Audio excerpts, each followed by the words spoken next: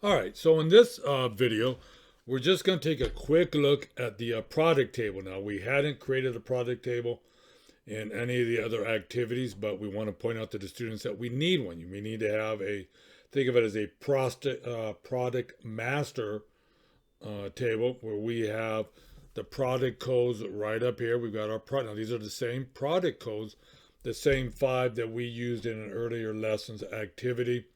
But we've added to this the product description and the max store temp. Now, these temperatures are in Celsius because you may or may not recall from activity 5 in lesson 1 when we did our real-time clock module. We also sent over the temperature, and the temperatures in Celsius. I mean, you could probably go back and modify the code, but there's really no point to it. And the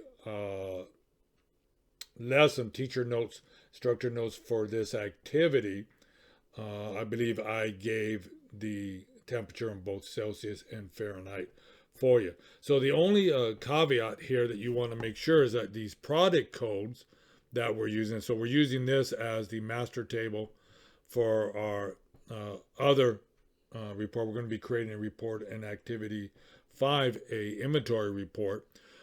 So we're going to do a join, but we want to go ahead and look at the inventory table real quick. And if you remember this, we set this up where we read from an SD card. We had used we had gone through and used the RFID.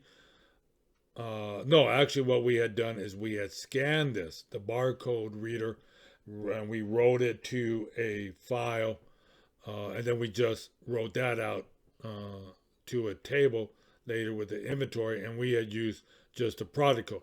You've got to make sure the product code here, that they match the product code in the product table. So that's pretty much it for this video. I've included the sample data right here as one of our resources.